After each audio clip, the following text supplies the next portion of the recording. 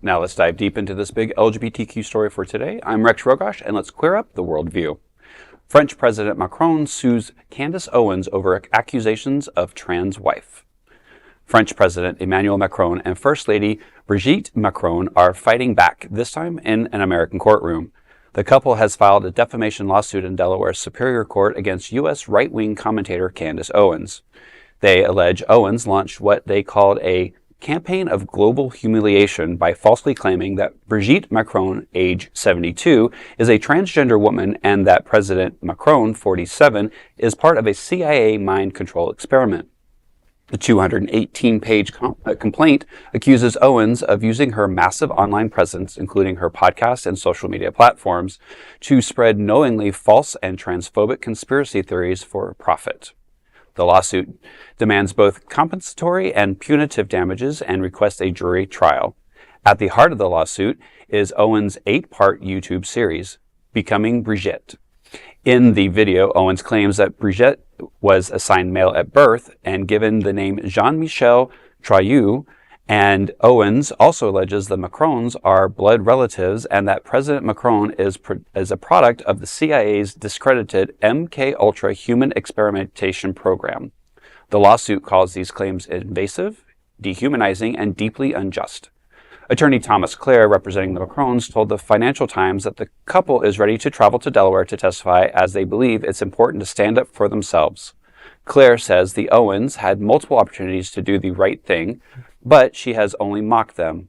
The Macron's legal team also revealed that Owens ignored multiple cease and desist letters. The lawsuit filing reads, quote, Owens has dissected their appearance, their marriage, their friends, their family, and their personal history, twisting it all into grotesque narrative designed to inflame and degrade, end quote. Owens, who has a history of spreading misinformation about transgender and LGBTQ communities, has not formally responded in court but said she would address the lawsuits on her podcast. This isn't Brigitte Macron's first time in court over false transphobic claims. Last year, a French court briefly ruled in her favor, awarding her nearly $9,000 in damages, but the decision was later overturned. So, I have two sides to this.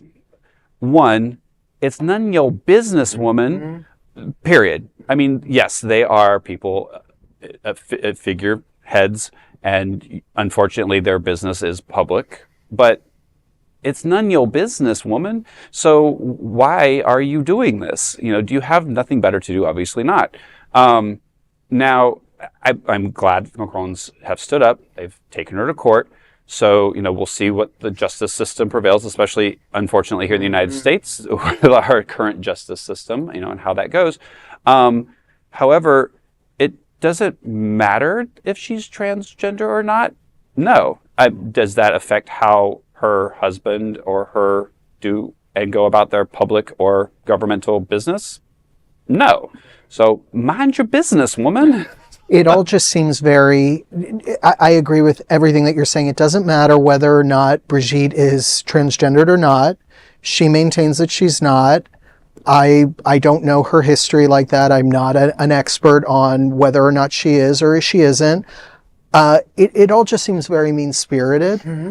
And, I think the way that Candace runs her show and runs her life and runs her media business is... This is for the people to know. This is, it's in the name of investigative journalism. I'm all for investigative journalism. But, I really believe that she crosses a line.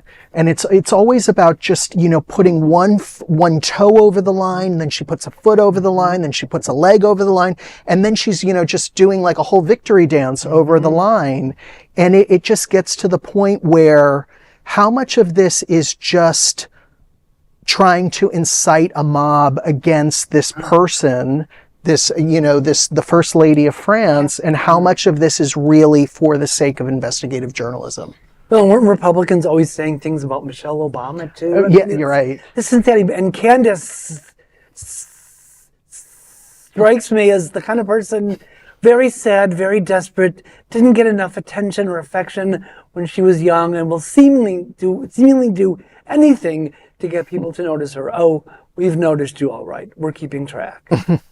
I mean, I think that's, we talk about, what is media, what is investigative journalism, and what's hate speech. What's, if you're inciting, people to come to terms and raise up arms, like what is the point of saying somebody is transgender? What is the point of saying that he was part of some CIA cover up? Like what are you getting out of this? I mean, yes, she's getting money obviously because people are subscribing to her podcast. And those people need to be looked at too because they're just as crazy as she is. But again, we talk about, we look at stuff that's happening now in our media and people's shows getting canceled and people's, getting taken off the air for suspectively no reason, but yet we still have things like this happening. So where do we draw the line? What is media? What is hate speech? What's investigate? What's journalism? She's not only, and I don't want to get too far into the weeds with this with her because, she goes down a lot of different rabbit holes with this, but she's not only saying that the First Lady of France is transgendered, but she's saying that the powers that control the world put Emmanuel Macron in power knowing full well that Brigitte Macron was transgendered because they serve some kind of nefarious agenda that has to put a transgendered person into the halls of power to serve their dark agenda on religious grounds because they have some kind of crazy world. It's all just crazy. It's crazy because she doesn't have any power. She's the First Lady. Exactly. So it's this whole worldview that, that there are these dark forces, evil forces running the world that are invested in making sure that this secret never gets out.